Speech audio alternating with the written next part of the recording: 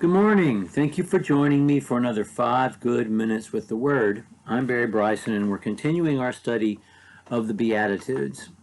We're on the fourth Beatitude at this point. Blessed are those who hunger and thirst for righteousness, for they shall be satisfied. So far, Jesus has taught us that the first thing that we need to see with these blood-colored glasses that he's going to give us to see the world as it actually is our own insufficiency, our own need for God, our own poverty of spirit that we can't fend for ourselves apart from Him.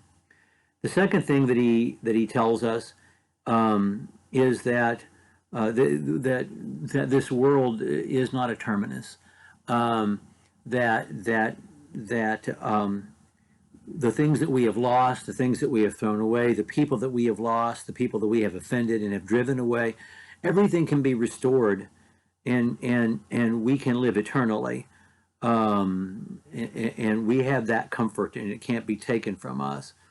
The third thing he tells us is that here on earth, inheriting the earth, here on earth, a rewarding and a productive life can only be lived by those who are strong enough to be meek and submissive. And he's going to elaborate on all these throughout the Sermon on the Mount, but he said that to us. And then he tells us this: blessed are those who hunger and thirst for righteousness, for they shall be satisfied. This is the first time that he's talked about an impulse, a longing. It wasn't too many weeks ago that we were studying the biographical Psalms of David, and in Psalm 63 David said, my soul thirsts for you, and used that physical sensation for talking about his longing for God. And I think Jesus is tapping into that very reality in this. Blessed are those who hunger and thirst, not who are hungry and are thirsty, although they're our responsibility, and God cares for those who don't have clean water, and that should be a first priority of us when we have and others do not have. Self-sacrifice is a primary principle of the Beatitudes. The golden rule in this very sermon is going to tell us to do for others what we would have others do for us. But he's talking specifically about the blessing of hungering and thirsting for righteousness, because we will be filled. I just want to mention a fact of human experience, and it is that the satisfying of a need is the greatest of all sensations. Not enjoying the abundance of whatever that thing is.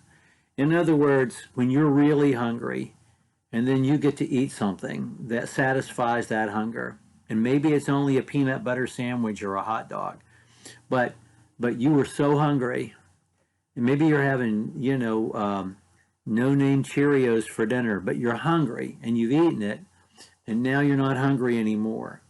That's a wonderful feeling.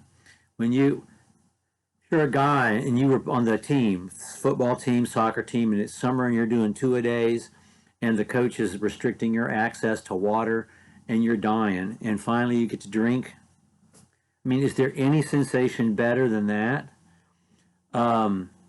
Or when you feel alone and like nobody's there and nobody cares, and then somebody does because they tell you in some way. Is there any feeling better than that?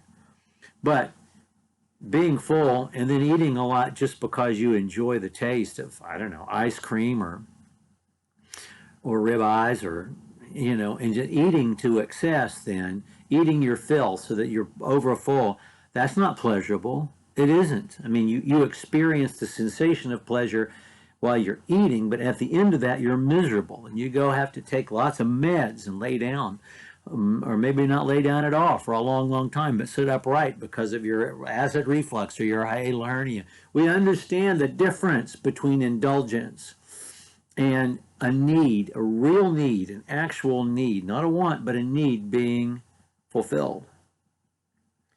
And in this verse, the need is righteousness itself.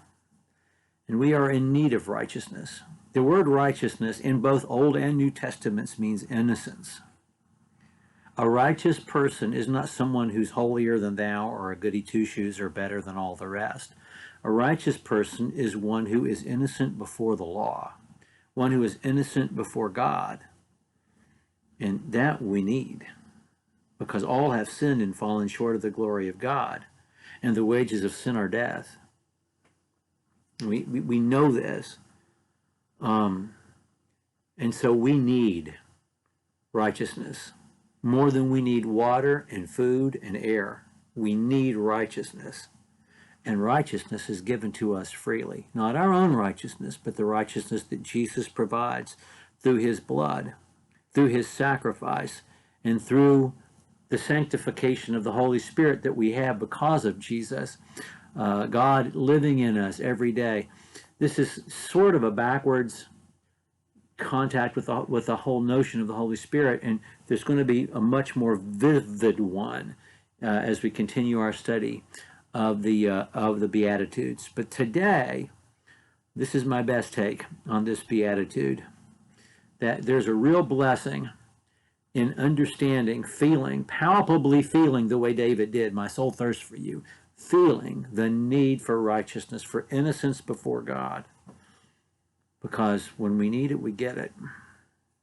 And there's nothing better than having a necessary longing, something that we absolutely need given to us in the moment that it is. And that's why hungering and thirsting for righteousness is a blessing, because when we do, we will be filled.